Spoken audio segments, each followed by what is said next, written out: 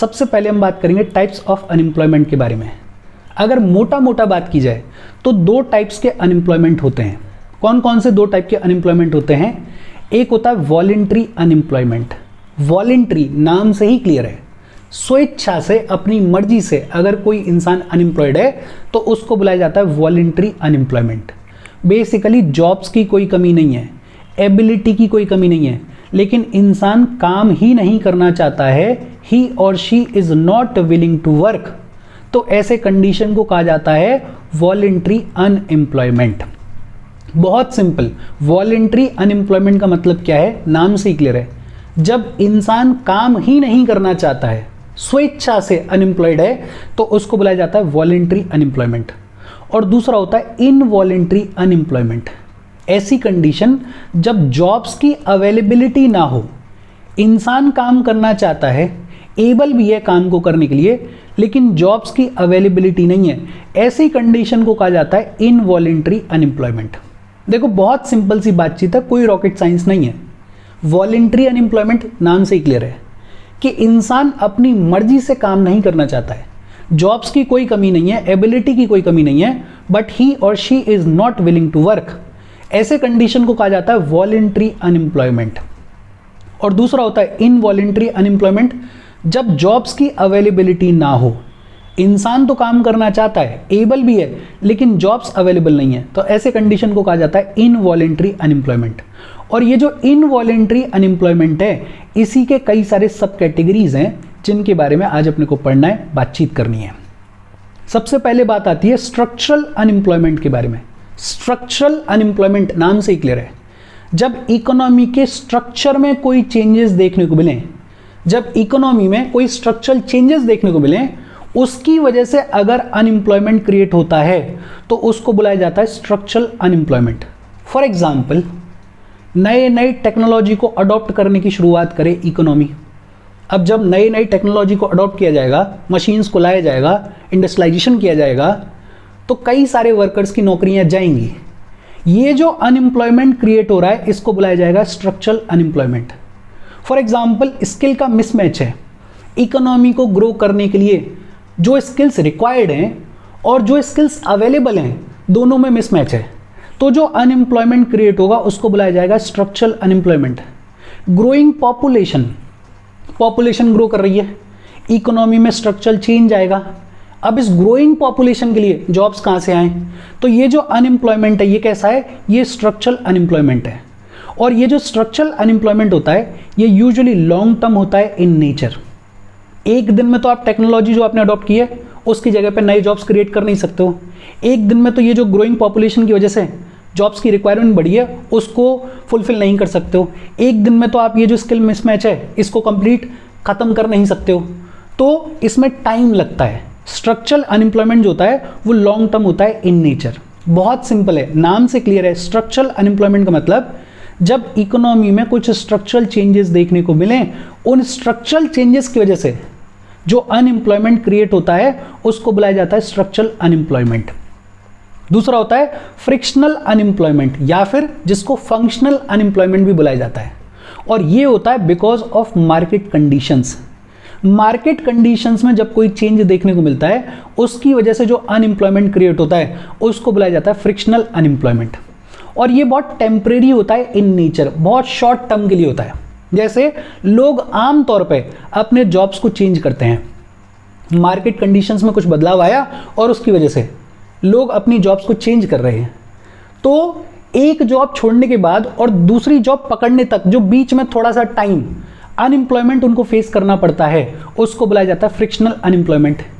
कोई बड़ी इंडस्ट्री है, उसमें लंबी चौड़ी स्ट्राइक हो गई, 2-4 महीने के लिए स्ट्राइक हो गई।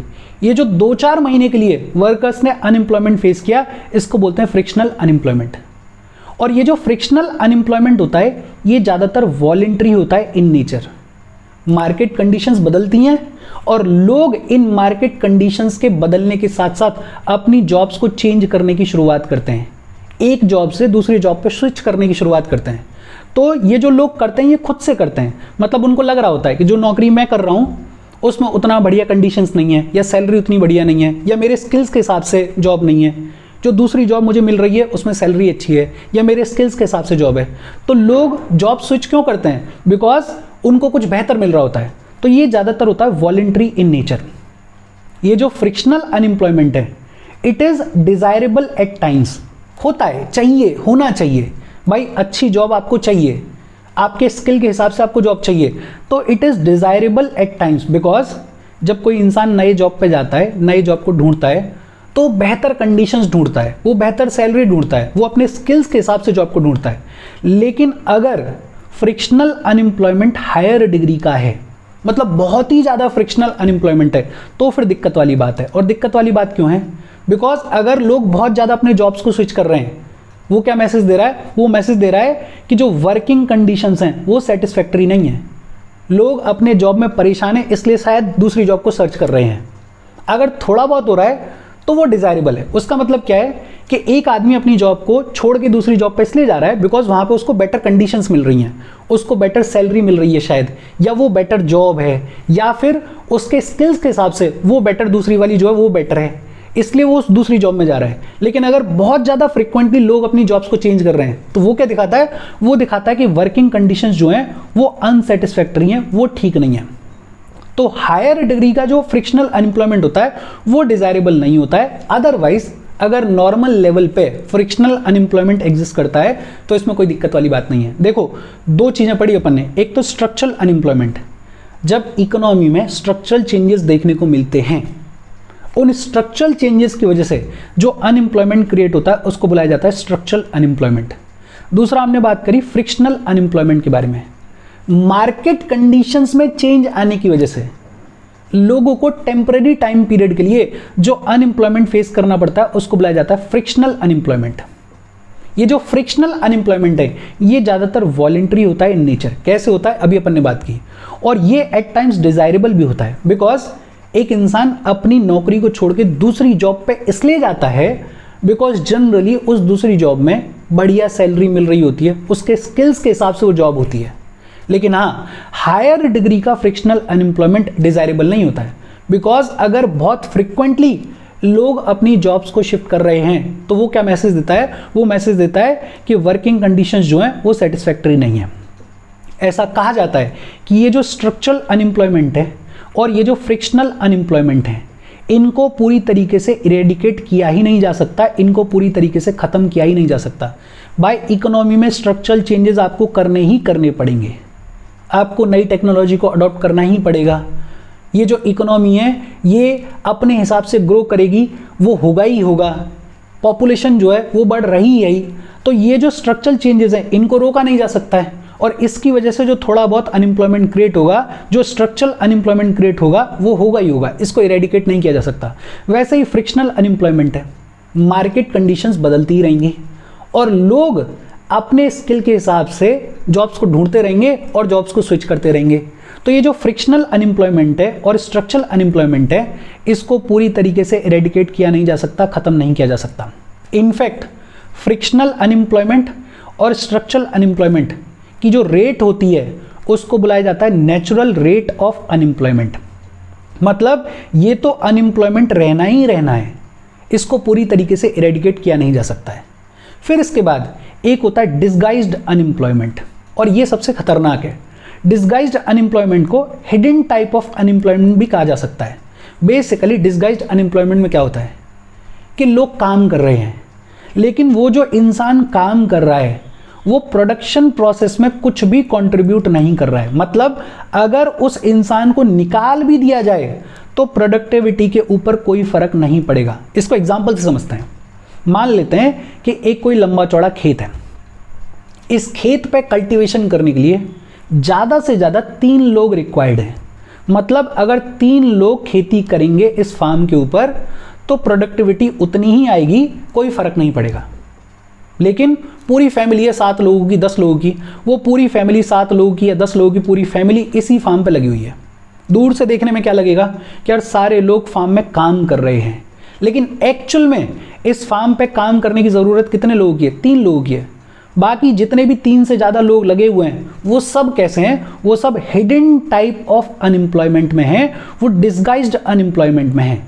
अगर इन 3 से ऊपर वाले लोगों को हटा भी दिया जाए तो इस फार्म की प्रोडक्टिविटी पे कोई फर्क नहीं पड़ेगा, प्रोडक्टिविटी सेम रहेगी।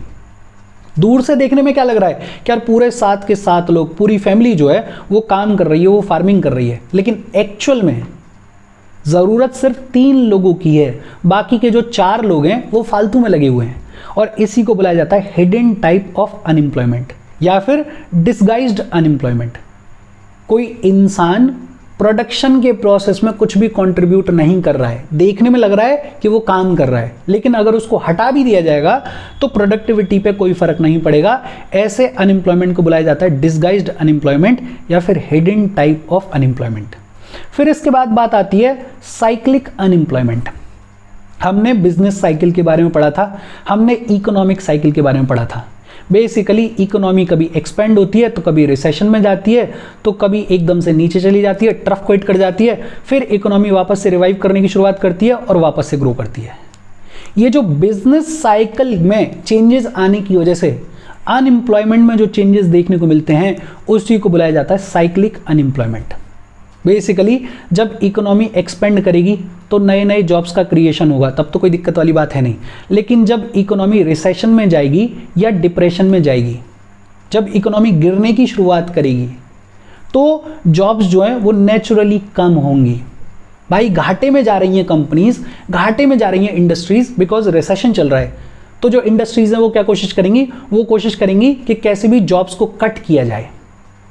तो जब रिसेशन में कोई इकोनॉमी जाती है या जब डिप्रेशन में कोई इकोनॉमी जाती है तो जॉब्स जो हैं वो कम होती हैं और उसकी वजह से अनएम्प्लॉयमेंट आता है। बिजनेस साइकिल के हिसाब से जो अनएम्प्लॉयमेंट में चेंजेस देखने को मिलते हैं उसको बुलाया जाता है साइक्लिक अनएम्प्लॉयमेंट। और ये ज़्यादातर देखने को मिलता है डेवलप्ड कंट्रीज में, ये ज़्यादातर देखने को मिलता है कैपिटलिस्ट इकोनॉमीज़ में।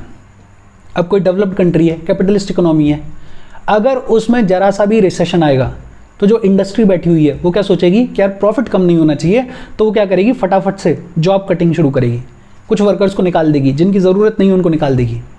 तो ये है साइक्लिक अनएम्प्लॉयमेंट जो कि रिलेटेड है बिजनेस साइकिल से।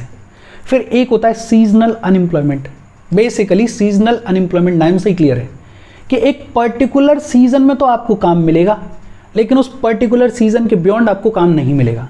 फॉर एग्जाम्पल एग्रीकल्चर, सबसे बड़ी एग्जाम्पल कि जब फसल की बुवाई होगी या फसल की कटाई होगी तब तो आपके पास में काम होगा, लेकिन जब खेती नहीं हो रही होगी तब आपके पास में कोई काम नहीं होगा। या जैसे दिवाली का टाइम पीरियड है तो जो लोग पेंटिंग वगैरह करते हैं, पेंट वगैरह करते हैं, पेंटिंग क्या पेंट वगैरह जो लोग करते हैं, अब उनको खूब सारा काम मिल रहा होगा, लेकिन जैसे ही दिवाली खत्म हो जाएगी तो ये जितना भी पेंट वेंट का काम है ये सब खत्म हो जाएगा। ये कैसा है, ये सीजनल अनएम्प्लॉयमेंट है कि एक सीजन में आपको काम मिलेगा, भर के काम मिलेगा, कोई दिक्कत नहीं है, लेकिन जैसे ही वो सीजन खत्म होगा आप अनएम्प्लॉयड हो जाओगे। इसको बुलाया जाता है सीजनल अनएम्प्लॉयमेंट। देखो एक बार फिर से देखते हैं, हमने एक तो बात करी स्ट्रक्चरल अनएम्प्लॉयमेंट के बारे में। एक पन्ना लो, पेन लो और बिना देखे लिखने की कोशिश करो। स्ट्रक्चरल अनएम्प्लॉयमेंट क्या कहता है, इकोनॉमी में जो स्ट्रक्चरल चेंजेस आते हैं उन स्ट्रक्चरल चेंजेस की वजह से जो अनएम्प्लॉयमेंट देखने को मिलता है उसको बुलाया जाता है structural unemployment. For example skills का मिसमैच है, फॉर एग्जांपल जब किसी इकोनॉमी में नई नई टेक्नोलॉजीज को अडॉप्ट किया जाता है, फॉर एग्जांपल ग्रोइंग पॉपुलेशन की वजह से जो जॉब्स की कमी आती है, ये सब किस में आता है, ये सब आता है स्ट्रक्चरल अनएम्प्लॉयमेंट में, और ये यूजुअली लॉन्ग टर्म होता है। दूसरा होता है फ्रिक्शनल अनएम्प्लॉयमेंट या फिर functional unemployment. Basically market conditions में बदलाव आने की वजह से जो अनएम्प्लॉयमेंट देखने को मिलता है वो होता है फ्रिक्शनल अनएम्प्लॉयमेंट, और ये टेम्परेरी होता है इन नेचर। जैसे लोग जॉब्स को स्विच करते हैं, जैसे किसी इंडस्ट्री में स्ट्राइक हो गई, लॉकआउट हो गया, तो ये जो टेम्परेरी टाइम पीरियड के लिए लोगों को अनएम्प्लॉयमेंट फेस करना पड़ता है उसको बोलते हैं फ्रिक्शनल अनएम्प्लॉयमेंट। अच्छा, लोग जॉब्स को चेंज करते हैं, ये कुछ हद तक डिज़ायरेबल होता है। डिज़ायरेबल क्यों होता है, एक इंसान अपनी एक जॉब को छोड़ के दूसरी जॉब पर स्विच कर रहा है, क्यों करेगा, क्योंकि इस जॉब से बेहतर चीज़ें उसको मिल रही होंगी, इस जॉब से बेहतर सैलरी उसको मिल रही होगी, इस जॉब से बेहतर स्किल्स का यूटिलाइजेशन हो रहा होगा उस दूसरी जॉब में। लेकिन अगर फ्रिक्शनल अनएम्प्लॉयमेंट बहुत ज़्यादा है तो ये फिर दिक्कत वाली बात है, बिकॉज अगर कोई इंसान बहुत फ्रिक्वेंटली अपनी जॉब्स को स्विच कर रहा है, इसका मतलब क्या है कि वर्किंग कंडीशंस एडिक्वेट नहीं है। ये जो स्ट्रक्चरल अनएम्प्लॉयमेंट और फ्रिक्शनल अनएम्प्लॉयमेंट होता है इनको पूरी तरीके से इरेडिकेट करना पॉसिबल नहीं है, और स्ट्रक्चरल अनएम्प्लॉयमेंट और फ्रिक्शनल अनएम्प्लॉयमेंट का जो रेट होता है उसको बुलाया जाता है नेचुरल रेट ऑफ अनएम्प्लॉयमेंट। फिर हमने बात की डिसगाइज्ड अनएम्प्लॉयमेंट के बारे में या हिडन टाइप ऑफ अनएम्प्लॉयमेंट के बारे में। सिंपल लैंग्वेज में बोलें तो देखने में ऐसा लगता है कि इंसान एम्प्लॉयड है, लेकिन उसका प्रोडक्शन प्रोसेस में कोई भी कंट्रीब्यूशन नहीं होता है, उसकी जो मार्जिनल प्रोडक्टिविटी होती है वो जीरो होती है। बेसिकली अगर उस इंसान को नौकरी से, जॉब से निकाल भी दिया जाए तो प्रोडक्टिविटी के ऊपर कोई फर्क नहीं पड़ेगा। इसको बुलाया जाता है डिसगाइज्ड अनएम्प्लॉयमेंट, और एग्जाम्पल एग्रीकल्चर वाला अपन ने देख लिया। फिर इसके बाद हमने बात की साइक्लिक अनएम्प्लॉयमेंट के बारे में। बिजनेस साइकिल में फ्लक्चुएशन आने की वजह से जो अनएम्प्लॉयमेंट, जो जॉब्स में फ्लक्चुएशन देखने को मिलता है, उसको बुलाया जाता है साइक्लिक अनएम्प्लॉयमेंट। फिर सीजनल अनएम्प्लॉयमेंट, ऐसा एम्प्लॉयमेंट जो कि एक पर्टिकुलर सीजन में तो है, लेकिन जैसे ही सीजन खत्म हो जाएगा तो आप अनएम्प्लॉयड हो जाओगे, इसको बोल देते हैं सीजनल अनएम्प्लॉयमेंट। जैसे एग्रीकल्चर, एक सीजन में जब बुवाई हो रही है या फसल की कटाई हो रही है तब आपके पास में खूब काम है, लेकिन वो काम जब हो जाएगा तो 2-3 महीने ऐसे आएंगे जब आपके पास में कोई काम नहीं होगा। शुगर केन की इंडस्ट्री, शुगर केन का जब प्रोडक्शन होता है तो खूब 3-4 महीने तक काम रहता है, लेकिन फिर उसके बाद वो जो शुगर केन की इंडस्ट्रीज होती हैं वो बंद हो जाती हैं। ये कैसा है? ये सीजनल अनएम्प्लॉयमेंट है।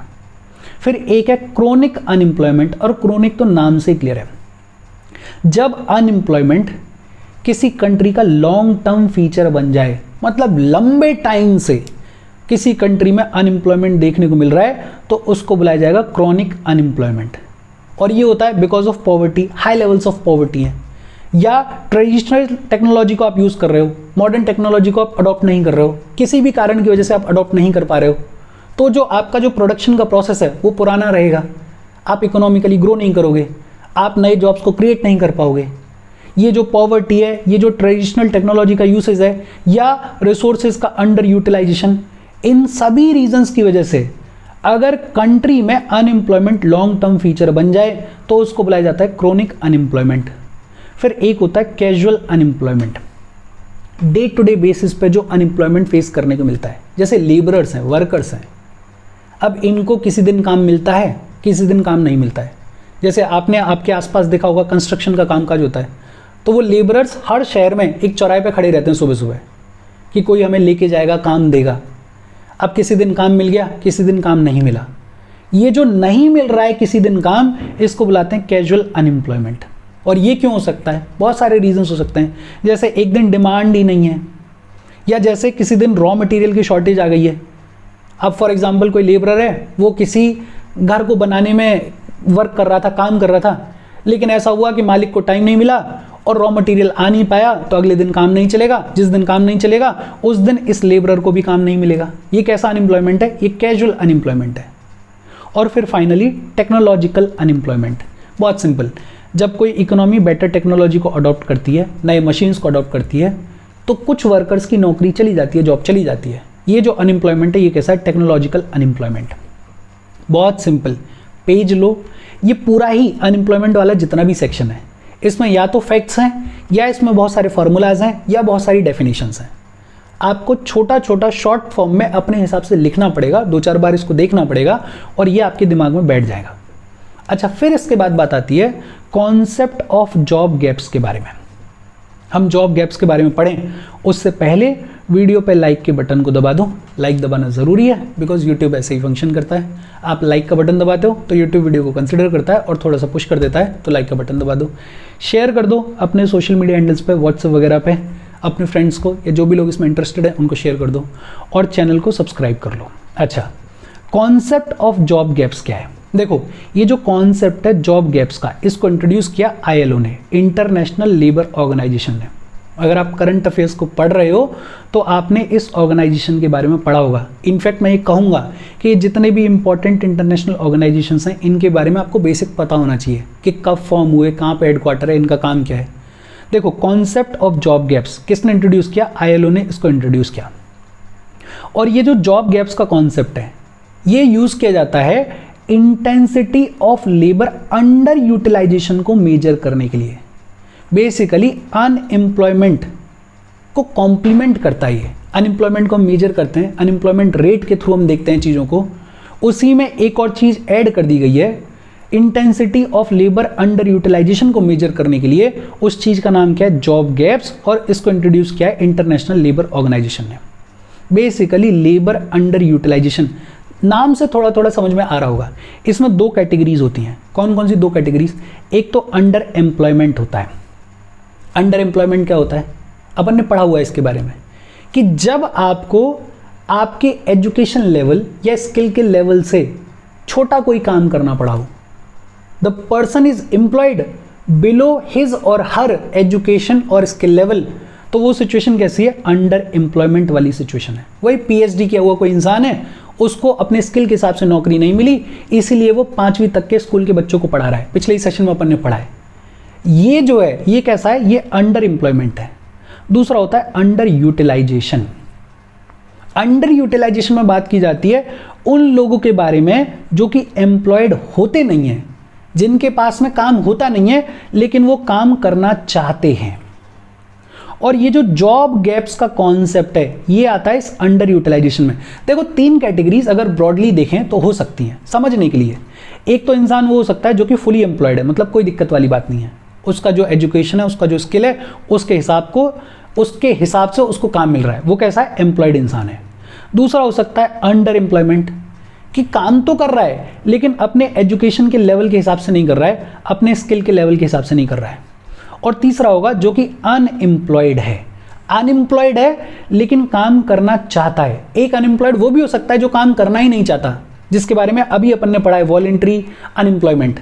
लेकिन एक इंसान ऐसा हो सकता है जो कि अनएम्प्लॉयड है लेकिन काम करना चाहता है। इसको बुलाया आईएलओ ने अंडर यूटिलाइजेशन। आईएलओ ने इसको क्या बुलाया? Under utilisation. और ये जो जॉब गैप्स का कॉन्सेप्ट है ये आता है इस अंडर यूटिलाइजेशन में। आईएलओ इंटरनेशनल लेबर ऑर्गेनाइजेशन इस कॉन्सेप्ट ऑफ जॉब गैप्स में ये कहता है कि जो लोग अनएम्प्लॉयड होते हैं और काम करना चाहते हैं उनकी भी 3 कैटेगरीज हैं। 2013 में इसकी बातचीत की गई थी। 19th international conference of labour statisticians हुई थी 2013 में, उसमें बात की गई थी इसके बारे में।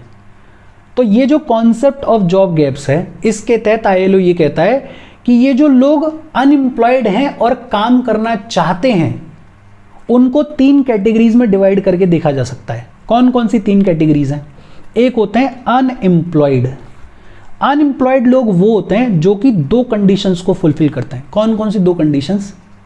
कि अगर उनको एम्प्लॉयमेंट प्रोवाइड किया जाए तो वो बहुत शॉर्ट नोटिस पे, मतलब within a week available हो जाएंगे काम पे। आज उनको बोला जाए कि आपको हम ये काम दे रहे हैं आपकी एबिलिटी के हिसाब से, और 1 हफ्ते में वो लोग आएंगे और काम को ज्वाइन कर लेंगे। एक कंडीशन तो ये। और दूसरा, वो एक्टिवली काम ढूंढ भी रहे हैं। अनएम्प्लॉयड लोग वो लोग होते हैं जो कि इन 2 कंडीशंस को फुलफिल करते हैं आईएलओ के according, concept of job gaps के अकॉर्डिंग। कौन कौन सी 2 कंडीशंस हैं? एक तो वो एक्टिवली जॉब ढूंढ रहे हैं, और दूसरा अगर उनको जॉब प्रोवाइड की जाएगी तो बहुत ही शॉर्ट नोटिस पर विद इन अ वीक काम को ज्वाइन कर लेंगे। ऐसे लोगों को बुलाया जाएगा अनएम्प्लॉयड। दूसरे होते हैं potential labour force. Potential labour force वाले लोग कौन से होते हैं? जो कि काम ढूंढ रहे हैं लेकिन अगर उनको काम ऑफर किया जाएगा तो वो एकदम से शॉर्ट नोटिस पे जॉब को ज्वाइन करने के लिए तैयार नहीं होंगे। ज्वाइन करने में उनको लंबा टाइम लगेगा, उसका कोई भी रीजन हो सकता है। या फिर उनको अगर जॉब ऑफर की जाएगी तो वो शॉर्ट नोटिस पे ज्वाइन तो कर लेंगे लेकिन वो एक्टिवली काम ढूंढ नहीं रहे थे। देखो अनएम्प्लॉयमेंट की 2 कंडीशंस हैं, अनएम्प्लॉयड की 2 कंडीशंस हैं। एक तो क्या है कि आप एक्टिवली काम ढूंढ रहे हो, और दूसरी क्या है कि अगर आपको जॉब ऑफर की जाएगी तो with in a short period, short notice पे विद इन अ वीक आप जॉब को ज्वाइन कर लोगे। दूसरा क्राइटेरिया, कैटेगरी क्या है? Potential labour force. Potential labour force में बेसिकली ये जो अनएम्प्लॉयड वाली 2 कंडीशंस हैं उनमें से कोई एक कंडीशन फुलफिल हो रही होती है। या तो आप एक्टिवली जॉब सर्च कर ही नहीं रहे हो, बट अगर आपको जॉब ऑफर की जाएगी तो आप शॉर्ट नोटिस पे जॉब को ज्वाइन कर लोगे। या फिर दूसरा सिनेरियो हो सकता है कि आप जॉब सर्च तो कर रहे हो एक्टिवली, लेकिन अगर आपको जॉब ऑफर की जाएगी तो आप शॉर्ट नोटिस पे ज्वाइन नहीं कर रहे हो। ऐसे जो लोग हैं उनको रखा जाए पोटेंशियल लेबर फोर्स की कैटेगरी में। और तीसरा होता है विलिंग नॉन जॉब सीकर्स। ऐसे लोग जो जॉब तो चाहते हैं लेकिन ना तो एक्टिवली जॉब ढूंढ रहे हैं और ना ही शॉर्ट नोटिस पे अवेलेबल होते हैं। ये तो यूपीएससी सर्कल में खूब सारे मिलते हैं, 3-4 अटेम्प्ट दे लिए हैं, अब उम्मीद है कि 5वां देंगे या कोई स्टेट का पीसीएस देंगे, शायद हो जाए, लेकिन अंदर ही अंदर ये भी चल रहा है कि यार जॉब मिल जाएगी तो कर भी लेंगे जॉब। मतलब एक्टिवली जॉब सर्च नहीं कर रहे हैं। शॉर्ट नोटिस पे अगर कोई बोलेगा कि एक हफ्ते में आके ज्वाइन करो, तो शॉर्ट नोटिस पे आके ज्वाइन भी नहीं करेंगे, बोलेंगे कि यार 1 महीना 2 महीना सोचने के लिए दो, विचार करने दो। लेकिन हाँ, जॉब चाहते हैं अंदर ही अंदर। ऐसे लोगों को रखा जाए विलिंग नॉन जॉब सीकर्स की कैटेगरी में। हालांकि ये जो पूरी बातचीत है आईएलओ की, मुझे नहीं लगता उतनी इंपॉर्टेंट है। इकोनॉमी में एक इंपॉर्टेंट चीज़ ये भी है कि आपको ये देखना पड़ेगा कि आपको कौन सी चीज़ें ज़्यादा पढ़नी है और कौन सी चीज़ें कम पढ़नी है, बिकॉज वास्ट सिलेबस है और हर दिन इकोनॉमी रेगुलर फ्लो में है। मतलब हर चीज़ जो भी है वो इकोनॉमी से ही रन हो रही है, तो आपको ये देखना पड़ेगा। बट हाँ, क्योंकि किताब में दे रखा है तो आपको थोड़ा आइडिया तो होना चाहिए। जॉब गैप्स का कॉन्सेप्ट किसने दिया? आईएलओ ने दिया। ये बेसिकली लेबर अंडर यूटिलाइजेशन की इंटेंसिटी को मेजर करने के काम में आता है। आईएलओ ने क्या कहा कि लेबर अंडर यूटिलाइजेशन को 2 कैटेगरीज में डिवाइड करके देखा जा सकता है। एक होते हैं अंडर एम्प्लॉयड लोग या अंडर एम्प्लॉयमेंट, बेसिकली ऐसे पर्सन्स जिनको एम्प्लॉय किया गया है बिलो देयर एजुकेशन लेवल और स्किल लेवल। और दूसरे होते हैं अंडर यूटिलाइजेशन वाले, ऐसे लोग जो कि अनएम्प्लॉयड हैं और जॉब चाहते हैं। ये जो जॉब गैप्स नाम की चीज़ है, ये लाई करती है इस अंडर यूटिलाइजेशन में। और आईएलओ का ये कहना है कि ये जो ऐसे लोग हैं जो कि अनएम्प्लॉयड हैं और जॉब्स चाहते हैं, उनको भी 3 कैटेगरीज में डिवाइड करके देखा जा सकता है। अगर थोड़ा शांति से सुनोगे आप तो आपको ये समझ में आ रहा होगा कि आईएलओ क्या कहने की कोशिश कर रहा है।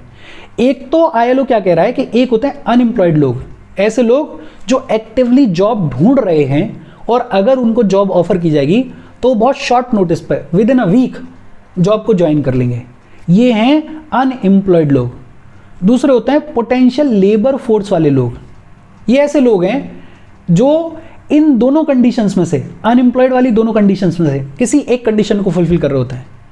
या तो एक्टिवली जॉब तो सर्च कर रहे होंगे बट शॉर्ट नोटिस पे ज्वाइन नहीं करेंगे, या फिर शॉर्ट नोटिस पे ज्वाइन तो कर लेंगे लेकिन एक्टिवली जॉब ढूंढ नहीं रहे हैं। मतलब अगर इनको थोड़ा बहुत पुश किया जाएगा तो हो सकता है ये लोग कामकाज करने के लिए तैयार हो जाएं। ये उस कैटेगरी में है पोटेंशियल लेबर फोर्स वाली में। और तीसरे होते हैं विलिंग नॉन जॉब सीकर्स, कि विलिंग तो हैं, जॉब तो चाहते हैं लेकिन एक्टिवली सर्च नहीं कर रहे हैं, शॉर्ट नोटिस पे अवेलेबल नहीं है। इनको थोड़ा ज़्यादा पुश किया जाएगा तो हो सकता है ये भी काम करने लग जाएं।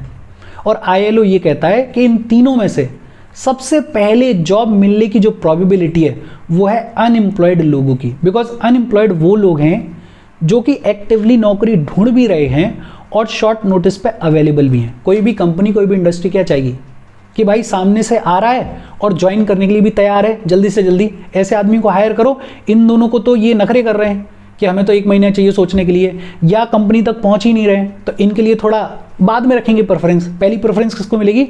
अनएम्प्लॉयड इंसान को मिलेगी। बेसिक सिंपल सी बातचीत है। होपफुली आपको ये समझ में आया होगा। एक बार और देखना इसको। अच्छा, एक है centre of monitoring Indian economy. ये मुंबई में हेडक्वार्टर है इसका और प्राइवेट कंपनी है, लेकिन हाँ अनएम्प्लॉयमेंट वगैरह का डेटा इसका बड़ा रिलायबल है, किताबों में कोट किया जा रहा है तो आप समझ सकते हो। ये centre of monitoring Indian economy ने अपनी रिपोर्ट में ये कहा कि इंडिया में अनएम्प्लॉयमेंट रेट फरवरी 2023 में कितना था? 7.45%। 7.45% अनएम्प्लॉयमेंट रेट था इंडिया में इन फरवरी 2023। अर्बन इंडिया में अनएम्प्लॉयमेंट का रेट कितना था? 7.93%। और रूरल इंडिया में कितना था? 7.23%। मतलब रूरल इंडिया में अनएम्प्लॉयमेंट का रेट जो है वो कम था। ये डेटा याद रख लेना, कहीं कोट करने के लिए आ जाए। आईएलओ का world employment and social outlook report आता है, तो एक चीज तो ये याद रख लो कि जो world employment and social outlook report है ये किसकी है? आईएलओ की है। और इसकी 2024 की रिपोर्ट के हिसाब से ग्लोबल अनएम्प्लॉयमेंट रेट कितना है? 2023 में 5.1%। 2023 में ग्लोबल अनएम्प्लॉयमेंट का रेट कितना था? 5.1%। 2022 में ये रेट कितना था? 5.3%। मतलब थोड़ा सुधार हुआ, लेकिन फ्यूचर प्रोजेक्शन जो है इस world employment and social outlook report का, वो क्या कहता है कि 2024 में ग्लोबल अनएम्प्लॉयमेंट रेट जो है वो 5.4% हो जाएगी, मतलब बढ़ जाएगी। मतलब 2024 में लगभग 2 मिलियन नए वर्कर्स ऐड किए जाएंगे इस एम्प्लॉयमेंट की मार्केट में, और इसकी वजह से जो अनएम्प्लॉयमेंट रेट है ग्लोबली वो थोड़ी इंक्रीज हो जाएगी और कितनी हो जाएगी 5.4% हो जाएगी। इसी रिपोर्ट के अकॉर्डिंग 2023 में जो हाई इनकम कंट्रीज थी उनमें अनएम्प्लॉयमेंट का रेट कितना था 4.5% और जो लो इनकम कंट्रीज थी उनमें अनएम्प्लॉयमेंट का रेट कितना था 5.7%।